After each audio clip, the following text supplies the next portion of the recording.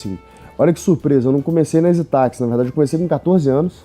Meu primeiro negócio, eu tinha 14 anos, eu morava numa cidade chamada Carangola, que é no interior de Minas Gerais, que tem, né? Você é mineiro, então? Sou mineiro. 37 mil habitantes, então era um vilarejo, né? Onde eu comecei a vender celular. Como é que eu vendia celular?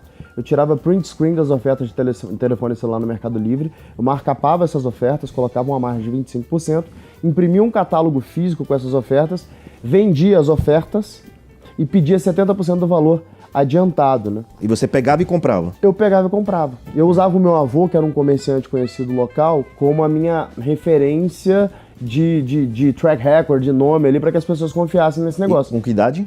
Eu tinha 14. Né? Com 14 Então, eu anos. estava no início dos anos 2000, sou de 87, estava no início dos anos 2000, não era tão popular esse negócio de celular, não, tão pouco era popular a internet no Brasil, você se lembra muito bem disso, né? Imagina no interior, né? Então, como eu sempre fui muito antenado, eu já estava ligado, já tinha acesso à conexão à internet pela faculdade da cidade local, que tinha internet, eram poucas linhas de telefone, algumas dezenas que tinha. Telefonia de escada. De escada. Internet de escada, aliás. Exatamente, cara, por pulso. Eu tinha acesso pela faculdade, era muito próximo do professor de sistema de informação que tinha lá, se eu não me engano, uma coisa parecida, que me dava acesso, que me ensinou a navegar na internet, nos computadores da faculdade, e usei isso para fazer um negócio para comprar minha bateria.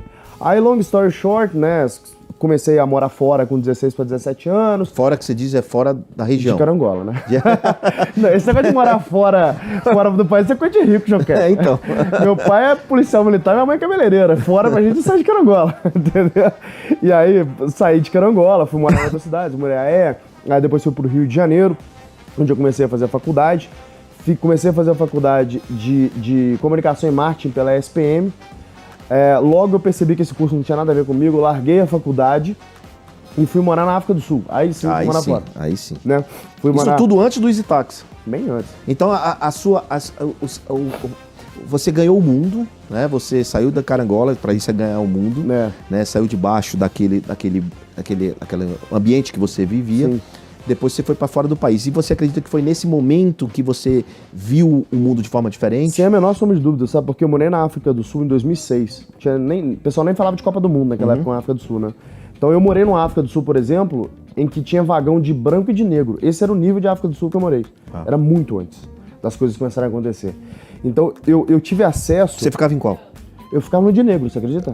Isso que é curioso. Branco eu não sou. Não, então, é por isso que eu perguntei. E eu me sentia mal em ficar num vagão de branco. Eu me recordo que no primeiro dia de aula, chegaram um pessoal lá, negros, e falaram comigo assim, tipo, o que você tá fazendo aqui? Porque você é branco, né? Pra eles eu sou branco, né?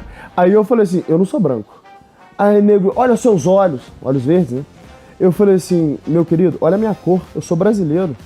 Eu tô aqui que eu me sinto melhor aqui. Aí os caras se amarraram na minha, assim, no vagão do trem, eu indo pra aula de manhã, tipo, o povo trabalhador ali comigo, se amarraram, mamãe, tocaram assim e tal. E, cara, foi uma puta experiência antropológica pra mim, foi uma experiência divertida, mas mais importante eu morei num lugar onde morava um monte de jovens chamado YMCA. E tinham muitos europeus que moravam comigo.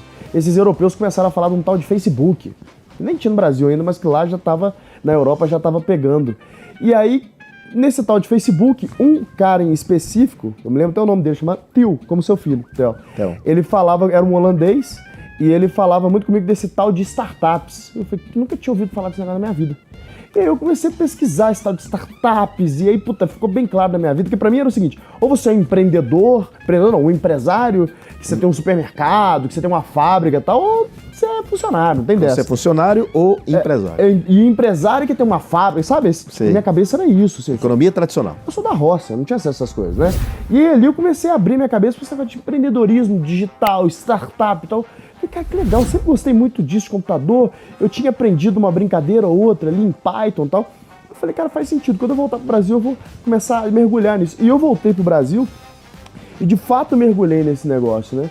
E foi aí que as coisas começaram a acontecer. Fiz um negócio, quebrei, e aí, puta... Antes do EasyTax você fez outro negócio? Não, eu fiz 3 negócios, EasyTax só no quarto. É? Então eu fiz o negócio de venda de telefone, né? O meu primeiro CNPJ não, foi... o negócio de venda de telefone foi antes da África do Sul? Foi depois? Lá em Carangola, né? Então, mas foi antes. Aí depois da África... aí antes da África do Sul ainda... Não, mentira. Depois da África do Sul, eu fiz um outro negócio, que aí o meu primeiro CNPJ de fato, né? Que foi o segundo negócio que eu fiz o CNPJ.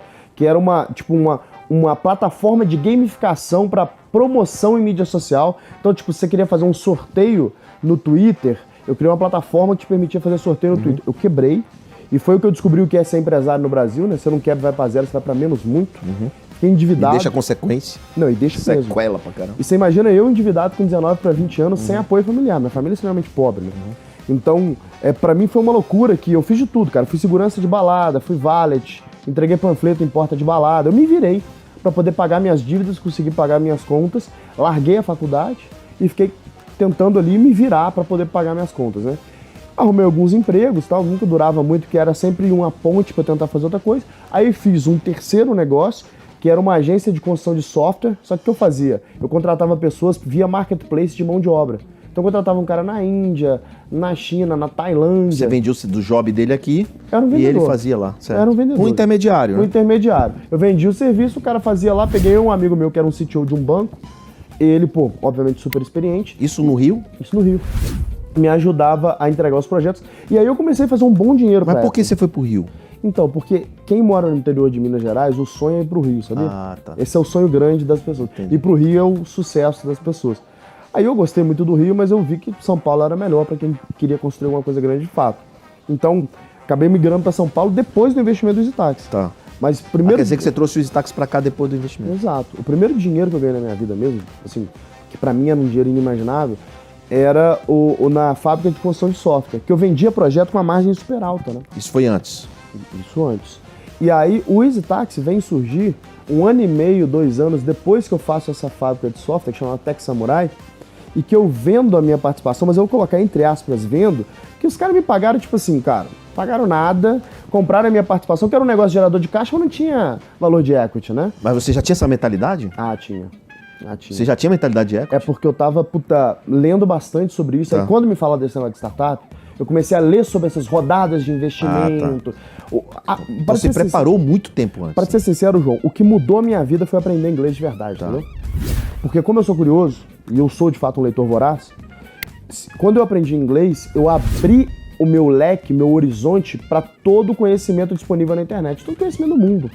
Que por mais que fosse menos abundante como é hoje em dia naquela época, a gente tá falando de 10 ou 12 anos atrás, já tinha muito.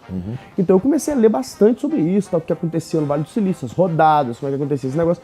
Eu entendia mais ou menos como funcionava isso. Eu não podia falar que eu entendia, mas eu entendia mais ou menos. Então eu tava com essa cabeça. Como que eu vou criar um negócio que vai me gerar um valor que depois, eventualmente, eu posso vender esse negócio ou fazer um IPO desse negócio? Eu já pensava isso naquela época. Que bacana, cara. Que bacana. Olha, veja, isso há 10, 12 anos atrás, gente.